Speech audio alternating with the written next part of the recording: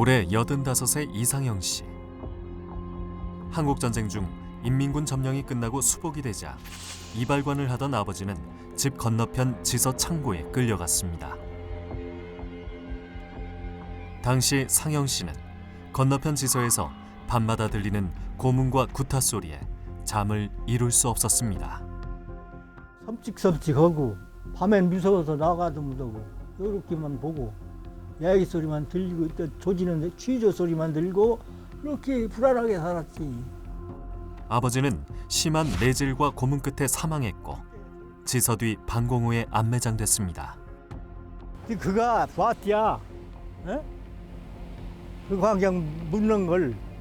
그래서 어머니가 확인차 타봤는데 여기가 단추가 길하는 게 아버지가.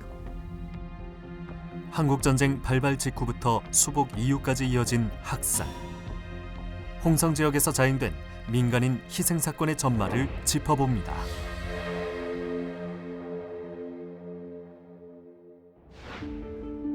충청남도 중서부에 위치한 홍성군. 3개 읍과 8개 면으로 구성되어 있습니다.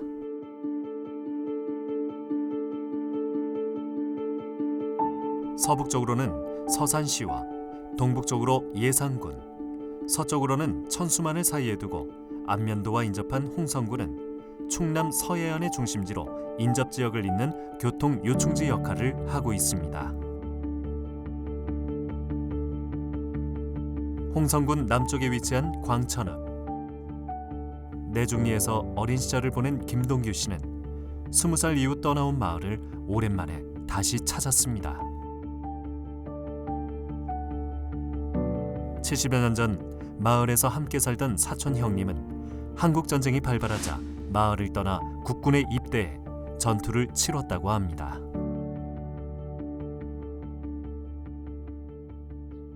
우리 형님이 6.25 참전용사인데 이제 집이 이 집이 우리 형님이 사시는 인데 이게 군청에서 참전용사라고 해서 이 담벼에 와서 그 그림을 그려주신 거예요. 동규 씨 아버지는 당시 남대문 세브란스 병원에서 근무했던 의사였는데요. 고향의 가족들과 떨어져 홀로 생활하던 아버지는 한국전쟁 발발 이전 보도연맹에 가입했습니다. 우리 아버지는 뭐 보도연맹 우리 사촌이랑 이제 큰아버지 얘기 들으면 보도연맹 활동은 했을 때요. 했는데 이제 명절이 명절 새로 왔는데 광천지에서 순경이 와가지고 우리 고향에서 4번, 저쪽 저기 죽전리에서 3번, 그래가지고 우리 아버지까지 7명이 광천지서로 끌려갔다. 한국전쟁 직후 홍성군에서는 이미 가입된 보도연맹원을 대상으로 대대적인 예비 검석과 연행을 시작했습니다. 여기 아직도 이게 있네요. 우리 형님 참전용사. 당시 서울에서 지냈던 아버지는 연행을 피할 수 있었는데요. 하지만 몇 달 후 추석을 쇠기 위해 고향을 찾았다가 경찰에 의해 광천지서로 끌려갔습니다. 그때 당시에는 유치장에 있으면은 밥을 나 집에서 해다 준가 봐요.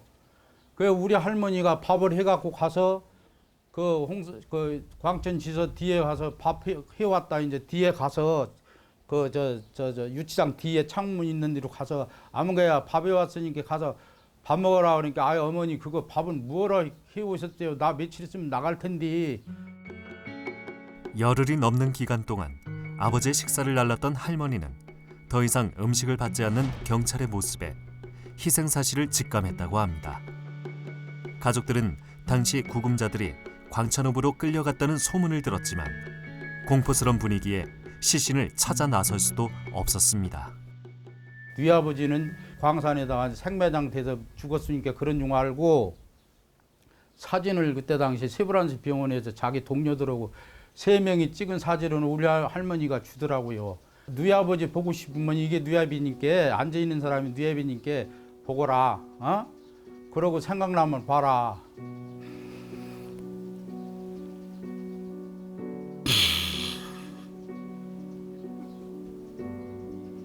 그러고 살아온 세월이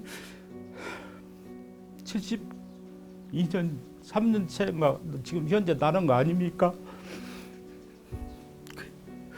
서슬이 찌푸러지더니 뭐 말도 못하고 가슴속에 항상 안고 살았죠. 충청남도 공주시. 서울에서 오랜 기간 교편 생활과 서울시의회 교육위원장 등의 공직 생활을 지낸 최용희 씨. 퇴직 후 이곳 공주에 내려와 생활하고 있습니다. 홍희 씨 아버지 원복 씨는 일제 강점기 함경남도 흥남의 알루미늄 공장 근로자였는데요. 해방을 맞은 이듬해 흥남 생활을 정리하며 가족과 함께 고향 홍성으로 내려왔습니다. 이후 원복 씨는 지역의 선후배들과 교류를 이어나갔고 주민들의 고충에 조언과 도움을 아끼지 않았습니다. 하지만 한국전쟁 발발 후 아버지는 경찰에 갑작스레 연행됐습니다. 마을에서 아버지에 대한 그 믿음이 넘쳐서 그 마을 분들이 농사 지을 때는 저 막걸리도 담고 거의 잔치 수준으로 수확을 하지 않습니까? 그런 때면은 아버지를 오라고 청해서 음식도 대접하고 뭐 그렇게 해서 살면서 세월이 그렇게 흘러갔는데 어느 날 경찰 2명이 와서 아버지를 가자고 데려갔어요. 그런데 그때도 아버지는 이제 어디서 행사가 있나 보다. 그러고서 한 벌뿐인 정장을 하고 따라 나갔는데 그 이튿날 돼도 아버지가 오시지 않으니까 어머니가 경찰서로 찾아갔대요. 아버지의 부재를 겪으며 성장한 홍희 씨. 그간 간직해온 유품을 정리해 집 내부에 부모님을 기념하는 공간을 만들어 생전의 흔적을 짚어보고 있습니다. 유일하게 아버지 유물입니다. 요게 흥남 공장에서 만들어가지고 불량품이 돼서 가지고 나오셨다고 그래요. 아버지의 구금 사실을 한 어머니는 당시 9살 난 홍희 씨를 데리고 면회를 갔는데요. 그날이 아버지를 볼 수 있었던 마지막 시간이었습니다. 이 옷이 적합하지 않으니까 평상복을 갖다 달라. 그러니까 어머니가 뛰어오셔가지고 아버지의 일상복을 보따리로 만들고 내 손을 잡고서 홍성경찰서로 갔습니다. 그게 그 유명한 홍성경찰서 무도장입니다. 거기서 저녁 때 해가 지는데 내가 지금도 잊혀지지 않는 거는 아버지 옷에 허리띠가 없어요. 허리띠가 없고서 바지춤을 한 손으로 잡고 한 손으로 내 머리를 쓰다듬으면서 우리 아들 공부 잘해라. 그러고서 돌아왔어요. 그게 지금까지 한이 맺히는 아버지한테 마지막으로 들은 유언입니다. 홍성군 중심에 위치한 구항면. 현재는 농공단지가 들어서 있지만 70여 년 전 홍희 씨 가족이 지내던 마을이 있던 곳입니다. 지금은 포장도로가 된 이곳에 예전엔 냇가가 흐르던 조그만 다리가 놓여 있었는데요. 홍희 씨에겐 결코 잊을 수 없는 장소 중에 하나입니다. 아버지가 구금된 이후 아버지를 포함한 보도연맹원을 태우고 지나던 트럭이 마을에서 500m가량 떨어진 곳에서 고장으로 멈췄습니다. 여기서 마침 그 보도연맹 예비 검속되신 분들이 타고 가던 차가 고장이 나면서 여기서 한나절 가까이를 뚜덕뚜덕 고쳐서 그렇게 가지고 떠나갔기 때문에 특히 저 같은 경우에는 그 말로 형용할 수 없는 비극적인 달이라고밖에 말할 수가 없습니다. 예. 당시 트럭 안에 있던 아버지는 마침 이 앞을 지나던 셋째 동생을 보았고 동생에게 자신의 옷가지를 전했는데요. 일행 중 한 명은 자신들이 끌려가는 장소가 어디인지 함께 기뜸해 주었다고 합니다. 뒤에 앉아 계신 아버지의 보따리를 전해주면서 그때 뭐라고 말씀을 하셨느냐 하면은 우리는 청양을 거쳐서 대전으로 간다. 그렇게 말씀을 하셨어요. 그러니까 그 소리를 삼촌은 우리 집에 와서 어머니한테 전달을 했습니다. 한나절을 머물던 차는 그렇게 사라졌고 아버지 행방은 알 수 없었는데요. 얼마 후 한 남자가 홍희 씨 집을 찾아왔습니다. 나중에 어머니한테 그분 누구냐 물었더니 그분이 아버지랑 함께 붙들려서 가서 총을 맞았는데 천행으로 살아나서 그 밤에 몰래 나와서 집으로 돌아갔다가 세상이 바뀌고 총 맞은 자리가 치료가 되니까 한 달 만에, 그 사건이 있던 한 달 만에 우리 집으로 와서 댁의 남편과 내가 이렇게 당했다. 그 사이에 그 정황을 어머니는 너무 충격 때문에 그 장소가 어디냐는 것을 묻지를 못했답니다. 어른이 된 홍희 씨는 당시 사연을 담아 책으로 내기도 했는데요. 아버지 소식을 접하고 슬픔에 잠긴 어른들 틈에서 사정도 모르고 고추 잠자리만 잡으러 다녔던 어린 날을 회상하며 모두에게 아픔이 되었던 전쟁의 비극을 담담히 회상했습니다. 1950년 1월 홍성군에선 보도연맹 결성식이 있었는데요. 1년 전 충청지방 검경당국은 이른바 좌익 인사에 대한 자수기간을 뒀습니다. 당시 홍성 지역의 자수자가 1000여 명이 넘은 사실을 미뤄볼 때 학살된 주민의 수도 많을 것으로 추정되고 있습니다.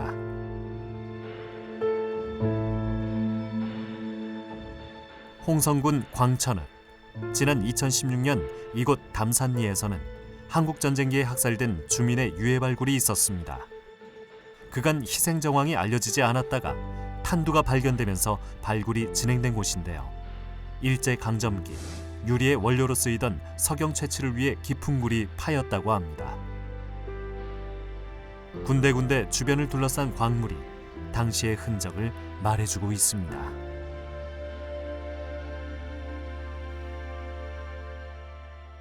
요 석영이 덩치가 쭉 있어가지고 거기를 일제가 팠어요, 굴을. 그래가지고 굴을 방치했는데 경찰들이 다급하니까 여기서 불질을 하고서 그냥 달아나 버린 거지. 그리고 가을에 소위 말하는 그 부역 혐의로 입건된 분들 여기 와서 또 근데 그분들은 저 밖에서 총질해가지고 여기다 갖다 버리기도 하고 그랬어요. 당시 이곳에서는 한국전쟁이 일어난 직후엔 보도연맹원에 대한 학살이, 수복 이후엔 인민군에 부역했다는 혐의를 받은 주민 학살이 다시 이어졌습니다. 발굴 당시 주변은 가축 농장으로 둘러싸여 있었는데요. 공동조사단의 발굴 결과 최소 21구의 유해가 나왔습니다.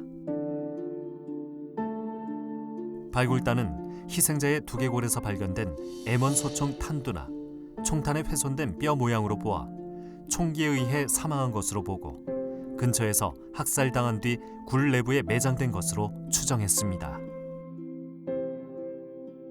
일부 유족들은 발굴된 유해를 바탕으로 DNA를 채취 감식해 유전자 검사를 진행했는데요.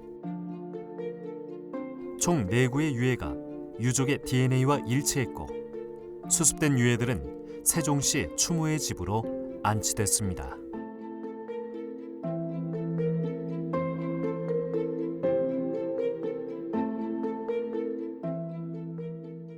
내 아버지 이 뼈, 그러니까 유골은 이거 해골은 못 찾았어요. 안 나오더라고요. 해골은 다 21구 중에서 2개밖에 없어요. 2명밖에. 그러니까 뭐 전부 다 새카맣게 썩어갖고서. 근데 내 아버지 이 정갱이 뼈 하나 찾았어요. 근데 이게 보니까 참 멍멍하고 참 관계가 무량하고. 홍성군 홍성읍. 오랜 교직 생활을 마치고 은퇴한 이병학 씨. 갓 20을 넘긴 나이에 남편을 잃은 어머니와 가끔씩 옛 이야기를 나눠봅니다. 70여 년 전 아버지는 고향에서 교편 생활을 하다 학업을 더하기 위해 서울에서 대학을 다니던 중 일어난 한국 전쟁으로 어머니와 천신만고 끝에 고향으로 내려왔습니다. 걸어서 아주 걸어서 며칠을 오다가 그런 게 어디였나 몰라. 지금 생각하면 저 예산 어디였나 어쨌나 비행기가 이만한 놈이 떠갖고 막 야채 떠갖고서 우덜 지기는 것 같아서 우리 남편이 꼭 안고서 아이고 우리 죽어도 같이 해주기 하니까 논둑 밑에가 엎드렸어지요. 그런 난리를 겪고 왔어. 고향에 내려온 아버지는 다시 홍동면에서 교원 생활을 했는데요. 수복 이후 자신이 인민군 점령기에 활동했다는 것이 마음에 걸려 자수를 위해 홍동지서를 찾았다가 끝내 돌아오지 못했습니다. 이왕이면 안면 사람이 나오시라고 같이 드셨는지. 가을이 그랬어요. 9월이 저기 그때 얘가 어서서 나고 난리였죠. 그런 게 나는 잘못한 건 없지만서도 그래도 마음을 편케 살아야니까 가서 자수하고도 온다고 가더니 묻었죠. 매일 그러면 걸어서 밥 갖다 주셨어? 밥 갖다 줬더니 원이나 걸 갖고 가니까 움도 밥 갖고 가라.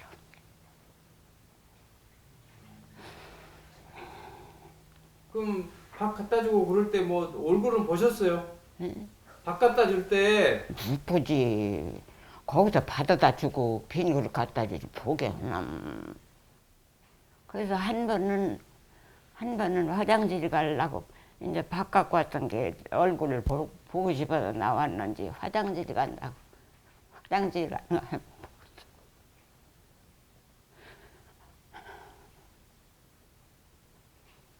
너무 아깝다고. 아깝다.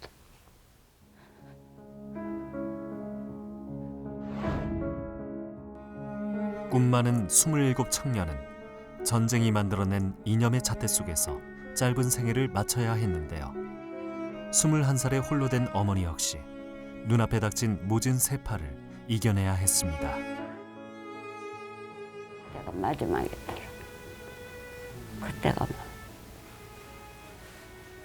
나 고생시킨다고 이제 그 공부를 가려면 그러지 지금은 고생해도 내가 나중에 심어둬서 살게 해줄 테니까 그저 젊어서만 고생하다고 그러더라고. 뒷바라지에 애쓰는 부인을 향한 남편의 마음. 하지만 남편은 아내와의 약속을 끝내 지키지 못한 채 먼저 세상을 떠난 겁니다. 우리 아들 키우느라고 내가 얼마나 고생을 했는지 말도 없는데 뭐 먹이들 못했어. 그래갖고서 네 살 먹더라 그것들 못했어.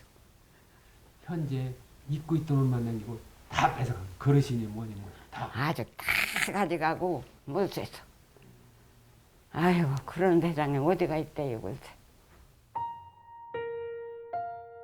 어린 나이에 남편의 희생을 겪은 명화 씨. 하지만 자신만을 바라보는 어린 아들을 생각하면 그대로 주저앉을 수 없었습니다. 어려운 경제 상황에 놓이자 아들의 공부를 위해 험한 일도 마다하지 않았는데요. 이러한 삶은 주변의 본보기가 되었고 장안 어버이 대상과 경로 효친 대상, 홍주 문화상 등을 수상하기도 했습니다. 병학 씨는 어린 시절 쓰던 등잔불을 지금껏 보관하고 있습니다.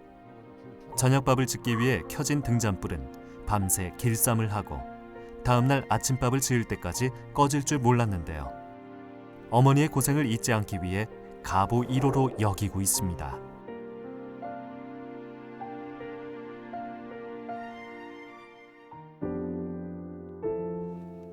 어린 나이에 아버지를 잃었기에 되새겨볼 기억조차 희미했던 병학 씨. 지난 2009년 아버지의 영혼이라도 편히 쉴 수 있길 바라는 마음으로 그동안의 유품을 모아 묘소를 조성했습니다. 마음이 편안한 것 같아요. 그리고 아이들한테도 여기가 할아버지 산소다 이렇게 떳떳하게 이야기할 수 있는 것 같고요. 또 아버지 제자들과 가족들이 뜻을 모아 고인의 생일을 기리는 비석도 마련했습니다. 홍동초등학교 23회 최성봉 선생의 제자들, 또 24회 주영섭 씨의 제자들, 이분들도 같이 여기 마음을 같이 해서 이 비석을 세웠습니다. 홍동면 월연리. 진화의 조사에 따르면 한국전쟁 당시 홍동면에서 연행된 주민 30여 명은 월연리 금강구덩이에서 희생된 것으로 파악됐습니다. 지금 여기가 이제 팥으로 되어 있는데 그때 당시는 여기가 팥이 아니고 이쪽에 보면 벽에 그 광석을 깨쳤던 돌이 많잖아요. 올해 3월 병학 씨를 비롯한 홍동면에서 희생된 주민의 유족들은 당시 증언을 바탕으로 월연리 금강구덩이 자리를 중심으로 유해 발굴을 시도했습니다.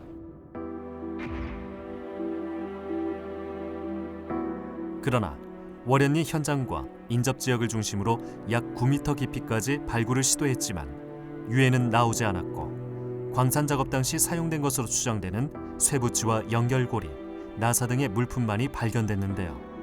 이후 2차 조사에서도 유해는 발굴되지 않았습니다.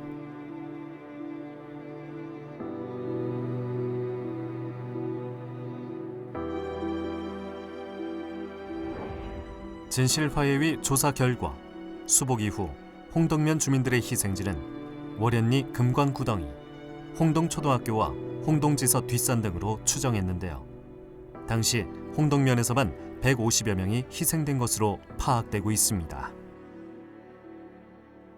마음이 상당히 허전했습니다.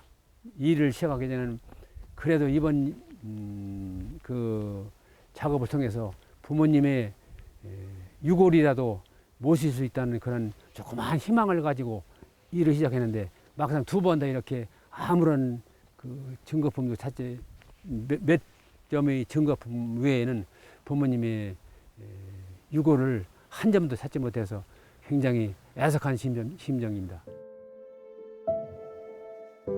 홍성군 홍성읍.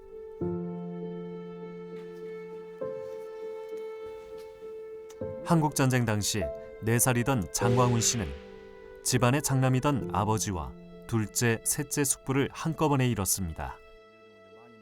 당시 아버지는 장사를 시작해 조금씩 재산을 늘려갔고 둘째와 셋째 숙부는 마을에서 농사를 지으며 한 마을에 모여 살았는데요. 어느 날 삼형제 모두 영문도 모른 채 경찰에 연행됐습니다. 동네에서 뭐 그 좀 소위 말하는 거 이제 뭐 그 우위 활동하는 사람들이겠죠. 그 사람들이 뭐 대창으로 뭐 찔러가면서 이 새끼들 빨리 가라 뭐 이러면서 막 뒤에서 막 그래가지고 전부 다 묵게 갔다 오더라고요. 이렇게 끌려간 아버지와 두 숙부는 홍성경찰서로 연행된 이후 소양리에 있는 이른바 붉은 고개로 끌려가 희생됐는데요. 진화의 조사 결과 이곳에서 주민 100여 명이 집단 학살된 사실이 드러났습니다. 붉은 고개 터를 찾은 광훈 씨. 현재는 개인주택이 들어서 당시 흔적은 찾아볼 수 없습니다. 당시 홍성경찰서로 끌려간 사람들이 학살당했다는 소문에 친척 어른들은 삼형제의 행방을 찾아 나섰습니다. 가보니까 큰 무덤이 3군데가 있더라는 거예요. 그 이제 막 다 이게 모이를 파헤치니까 전부 딴 사람들 다 같이 파헤치고 그러는데 우리 둘째 아버지, 셋째 아버지는 그 말하자면 이제 그 자기가 손수 그 바느질 이런 거, 옷, 천 이런 거 이런 걸 보고 찾았다는 거예요.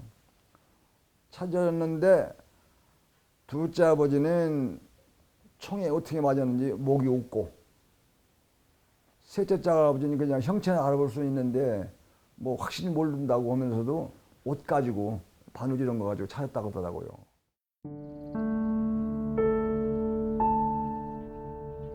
이것도 옛날에는 다 아버지의 시신을 찾지 못했지만 두 숙부의 시신은 학살지를 벗어난 곳에 감회장을 했다가 이듬해 봄에 다시 옮겨졌습니다.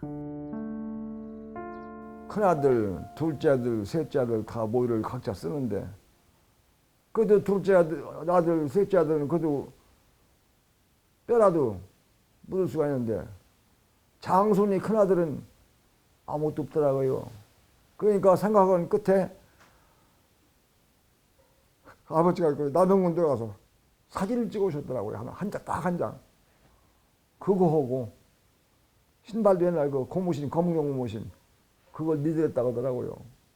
그래서 이제 산소를 만들었는데 나중에 그것도 이제 할머니가 후회를 하시는 거예요. 사진이 안 나왔으면 우리 장손자 광훈이 보게라도 할 걸. 그 생각을 못하고 늦었다고. 홍성군 북쪽에 위치한 용봉산.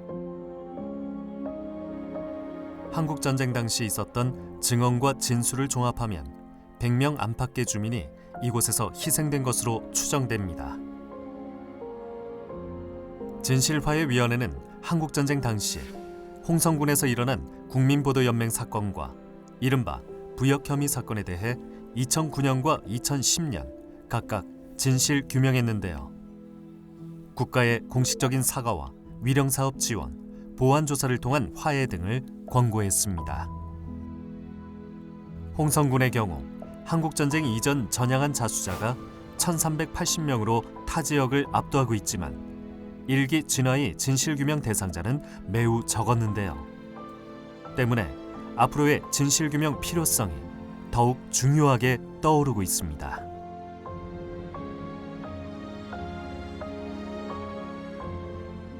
제를 지낼 때 공식 명칭이 한국전쟁 전후 민간인 합동추모제로 지냅니다. 그러니까 홍성에서는 그 좌익으로 몰려서 돌아가신 분, 우익으로 몰려서 돌아가신 분, 이분들 그 유족들이 너나 나나 할 것 없이 그 2살, 3살 때, 5살 때 아버지 여의고 고생한 건 다 똑같더라고요. 그래서 그런 거 따지지 말고 그저 우리끼리 모여서 참 돌아가신 분 그 추모를 하자 해갖고서 지금은 그 뭐 좌우 없이 이렇게 지내고 있습니다.